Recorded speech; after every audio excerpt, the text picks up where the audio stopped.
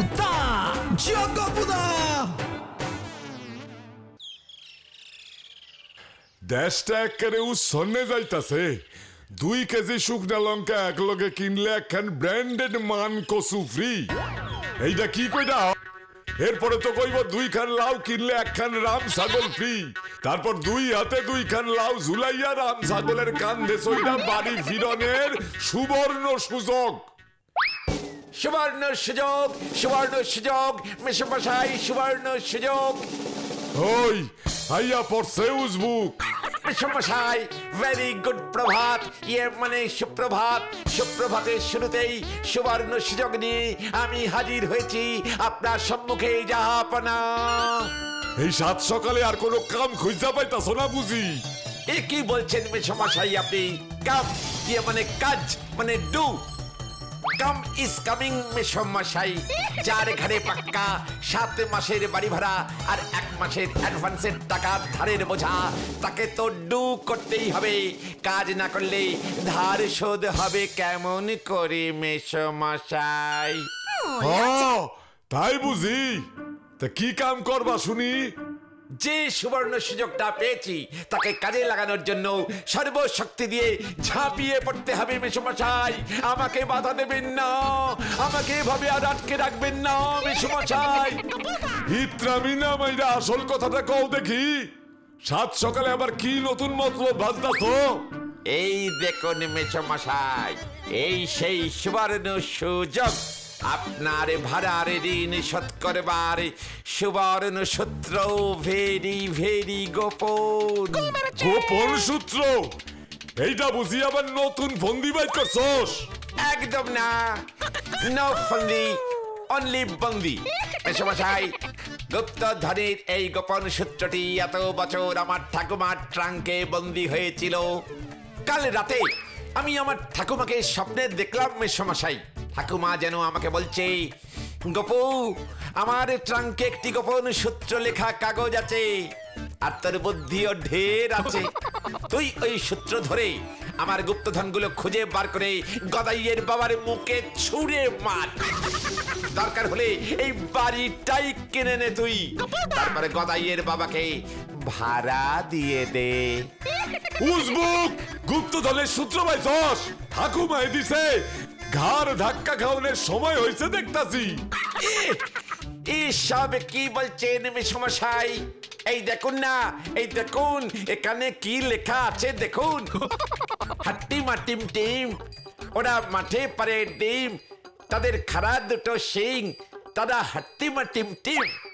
ওই ওই তুই গেলি এখান থেকে? অবশ্যই যাব, অবশ্যই যাব। যেতে তো আমাকে হবে। আমার এখন অনেক কাজ মেশমশাই। সবার আগে আমাকে ওই মাঠটা খুঁজে বার করতে হবে। কোন মাঠ? যে মাঠে হাট্টি মাটিম ডিম পারে। উজবুক, তারপরে সেই ডিম কালেক্ট করে পরীক্ষা করতে হবে।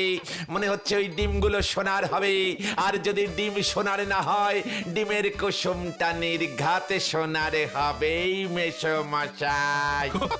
মরকট! আর তারপরেও যদি দেখি কুসুমেও সোনা নেই, তবে হাট্টি মাটিম টিমের খাড়া শিং দুটো ধরে জোরে জোরে ঝাঁকাতে হবে। তাহলেই দেখবেন ওরা কেমন টপা টপ সোনার ডিম পাড়তে শুরু করে দেয়। সঙ্গে একটা বড় থলে রাখতে হবে, তাই না মেশমশাই? তুই যদিও হনি আমার চোখের সামনে থেকে দূর না হবি, আমি থাবড়াইয়া তোর সব কটা দাঁত ফেলাইয়া দেবো কিন্তু কইতাছি। ই বাবা, মেশমশাই সোনার ডিমের কথা শুনেই হট হয়ে গেছে। ফু ফু ফু ফু ফু, হাওয়া দি ফু ফু ফু ফু। আমি আসলাম মেশমশাই। তোমার মাথায় এমন জব্বর একটা আইডিয়া আইলো কেমনে গপুদা? ওরে, তোদের গপুদা পকেটে আইডিয়া নিয়ে চলে, বুঝেছিস? আমি কাল ভোর রাতে একটা স্বপ্ন দেখেছিলাম। ভোর রাতের স্বপ্ন কখনো মিথ্যে হয় না রে গ্যারগেন্ডি ফরাসের দল।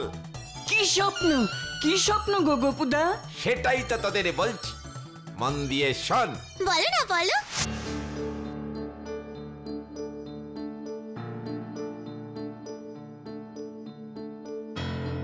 মা, মা আমি হাটে যাচ্ছি। সাবধানে যাস। আমি রাস্তা ভালো করে চিনে নিয়েছি মা। তুই আসার সময় কবিরাজ জেঠুর সাথে দেখা করে আসিস। জেঠু বলেছিলেন তো মার জন্য একটা নতুন ওষুধের কথা ভাবছেন। ঠিক আছে। তোদের বাবা মারা যাওয়ার পর থেকে মা অনেক কষ্ট করে তোদের মানুষ করেছে। তাই তো বলছি কবিরাজ জেঠু, আমাদের মাকে তোমায় ভালো করে দিতেই হবে। এই দেখ, এই যে মোটা খাতাটা দেখছিস, এটার মধ্যে আমার বাবা দাদু তাদের কবিরাজি চিকিৎসার অভিজ্ঞতার কথা লিখে রেখেছেন। একটি পাতায় দাদু একটা ছড়াও লিখে গেছেন। ছড়া? হ্যাঁ, আর এই ছড়াটার মধ্যে দাদু লিখে গেছেন বিশেষ একটা জিনিসের কথা। কি সেটা কিন্তু জানাননি। আর ছড়াটাও এমন ভাবে লিখেছেন, মাথায় খুব বুদ্ধি থাকলে তবেই সে বুঝতে পারবে কিভাবে সেই জিনিসের খোঁজ কোথায় পাওয়া যাবে। তিনি সবকিছু জানিয়ে দিলেন না কেন? দাদু লিখেছেন এই জিনিসটা 100 বছরে মাত্র একবার পাওয়া যায়। উনি চেয়েছিলেন এটা যেন কেউ সামান্য কোনো কারণে বা টাকার লোভে সংগ্রহ করতে না পারে।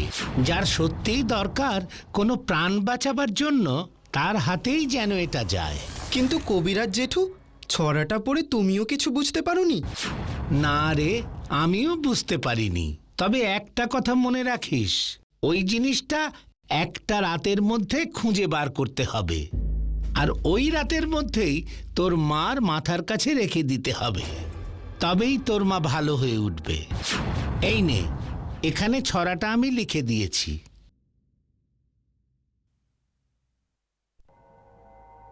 পদে পদে ভয়, করতে হবে জয়।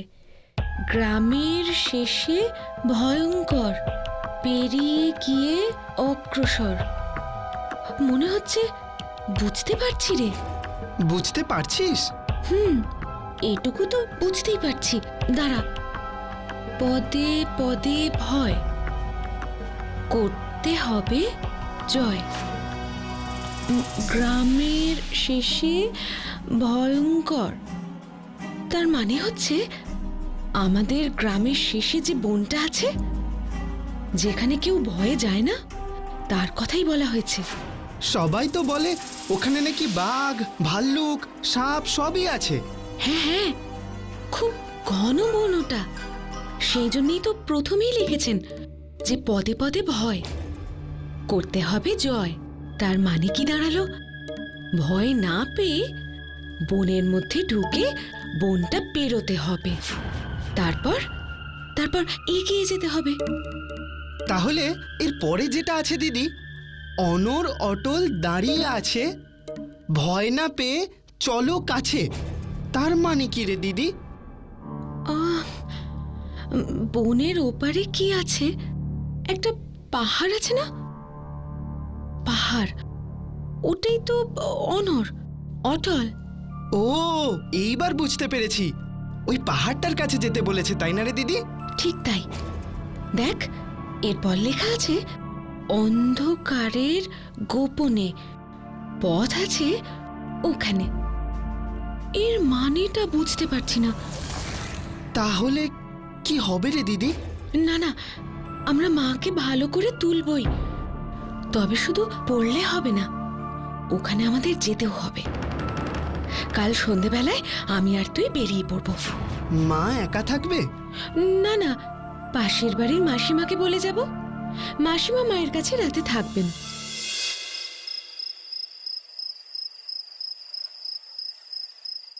সাবধানে সাবধানে, হোঁচট খাস না যেন। ঠিক আছে দিদি। কারা কারা যাচ্ছে ওদিক দিয়ে? আমার কাছে এসো। দিদি, চুপ, একদম ভয় পাস না। দেখি কে কথা বলছে। সোজা সোজা এগিয়ে এসো, আমি সামনেই আছি। তোমাদের সামনে যে বড় গাছটা দেখতে পাচ্ছ, সেই বড় গাছটার কাছে এসো। কানু, চল চল এগিয়ে যাই ওই কাজটার দিকে। একটা আলো দেখা যাচ্ছে, ওখান থেকেই কেউ কথা বলছে। এসেছ? খুব খুব খুশি হয়েছি আমি। কতদিন ধরে অপেক্ষা করছি কেউ একজন আসবে বলে।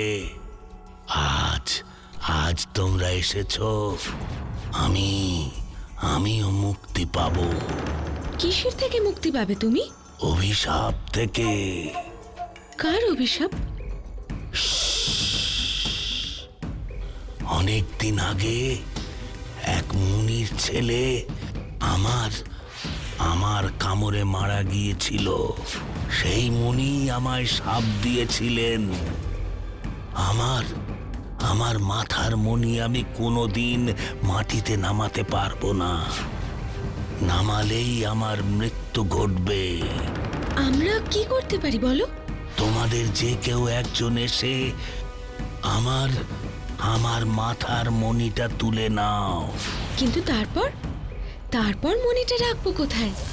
তোমাদের কেউ যদি মণিটা মাটিতে নামিয়ে রাখো, আমার কোনো ক্ষতি হবে না।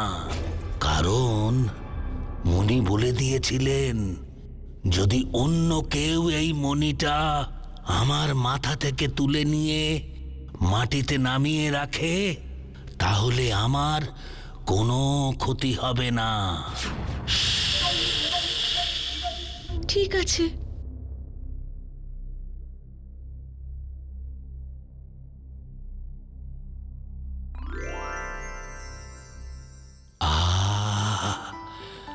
আমাকে বাঁচালে।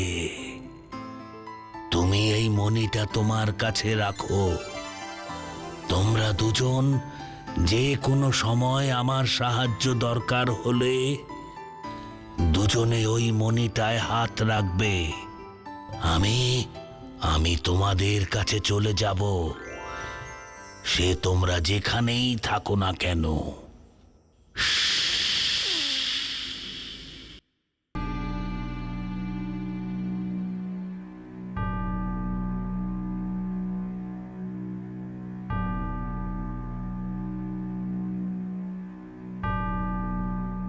ওই বাচ্চা ছেলে মেয়ে দুটো এত রাতে এই বনে এসেছে কেন বলো তো? আমরা ওদের কাছে যাব, গিয়ে সব শুনব। তোমাদের সব কথা তো শুনলাম। আমরা ব্যঙ্গমা ব্যঙ্গমি তোমাদের সাহায্য করব। তোমরা তো এই বনটা পেরিয়ে যেতে চাইছো, আমরা তোমাদের পিঠে করে তোমাদের বন পার করে দেব। খুব ভালো হবে তাহলে। তোমরা তোমাদের কাজ শেষ করে এইখানে ফিরে আসবে। এখান থেকে আমরা আবার তোমাদের বনের ওপারে নামিয়ে দেব। তাহলে কানু, পদে পদে ভয়, করতে হবে জয়। দিনের শেষে ভয়ঙ্কর, পেরিয়ে গিয়ে অগ্রসর। এই দেখ, এই অবধি তো আমরা বুঝতেই পেরেছি, আর বুঝতে পেরে এতটা অগ্রসর হয়েছি। এবার দেখ, অনর অটল দাঁড়িয়ে আছে, ভয় না পেয়ে চলো কাছে।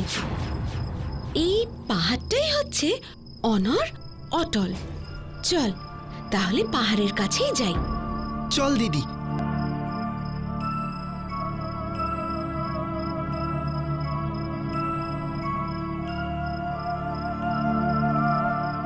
অন্ধকারের গোপনে পথ আছে ওখানে, পেরিয়ে গেলেই দুইজন, মিলে মিশে একজন।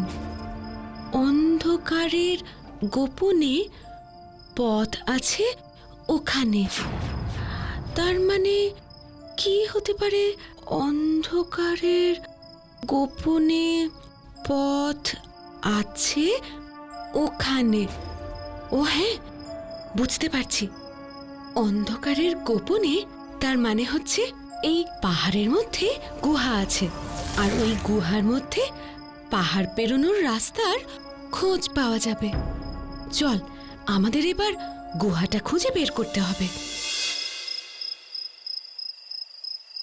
এই তো পেয়েছি।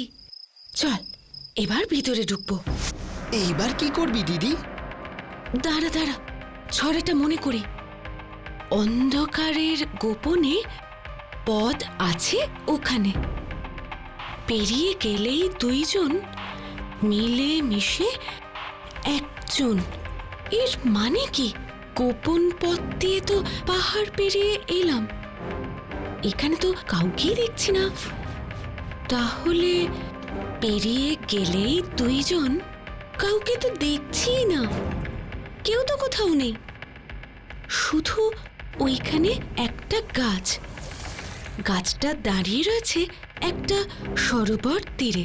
দাঁড়া দাঁড়া দাঁড়া, একটু ভাবি। সরোবর মানে জল, জ আর ল, এই দুটো অক্ষর মিলে কি হয়? জল। তার মানে ওখানে আমরা জল পাচ্ছি।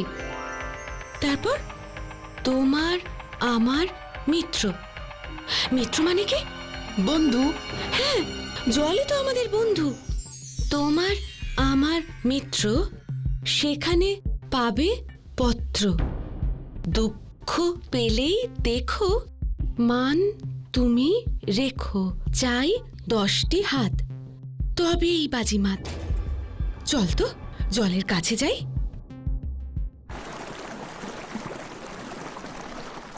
চাই 10টি হাত, তবেই বাজি মাত। 10টি হাত। 10 হাত আমরা কি করে পাবো রে দিদি? দাঁড়া দাঁড়া, আমাকে একটু ভাবতে দে। চাই 10টি হাত, তবেই বাজি মাত। তুই এখানে দাঁড়িয়ে থাক, আমি জলে নামছি। তুই জলে নামবি দিদি? আরে ভয় পাচ্ছিস কেন? তুই তো জানিস আমি সাঁতার জানি। তুই এখানে চুপ করে দাঁড়া, আমি ওই গাছের সামনে দিয়ে জলে নামবো। কেন? ওই দিক দিয়ে নামবি কেন? বৃক্ষ তুমি দেখো, মান তুমি রেখো। তার মানে বৃক্ষ মানে ওই গাছটা, গাছটা মান রাখবে। তার মানে ওই গাছটাই আমাদের পথ দেখাবে। ঠিক আছে। সাঁতার কাটতে হবে না রে কানু, পায়ের নিচে মাটি পেয়ে যাচ্ছি। 1 হাত, 2 হাত, 3 হাত, 4, 5, 6, 7, 8, 9, 10 হাত। পেয়েছি কানু, পেয়েছি পেয়েছি। এই দেখ কানু, রাত অনেক হয়ে গেছে, ভোর হতে আর বেশি দেরি নেই মনে হচ্ছে। চল চল আমরা দৌড় লাগাই। ওরা এখনো আসেনি? এই তো এক্ষুনি আসবে। তোমার কষ্টটা কি বেড়েছে?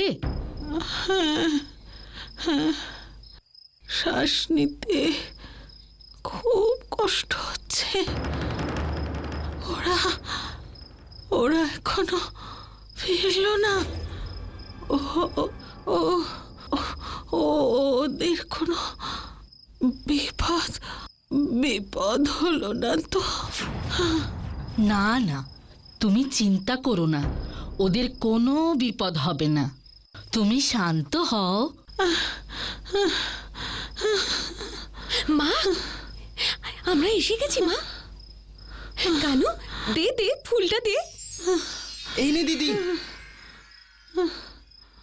মা, তোমার মাথার কাছে এই ফুলটা রাখলাম, তুমি ভালো হয়ে যাবে মা, তুমি ভালো হয়ে যাবে।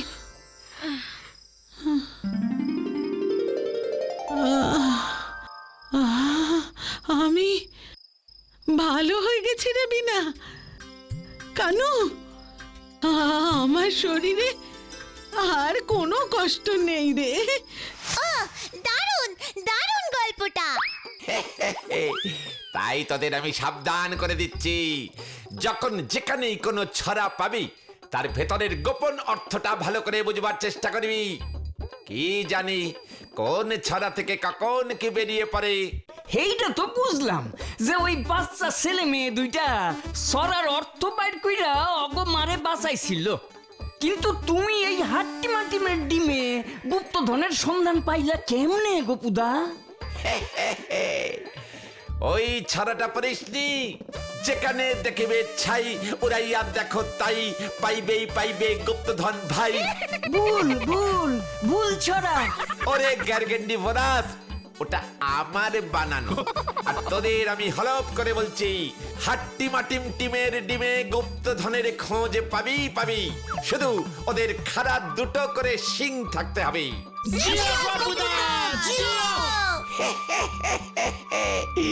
কি কেমন দিলুম? For more updates, subscribe to our channel, click the show links and enjoy watching the videos.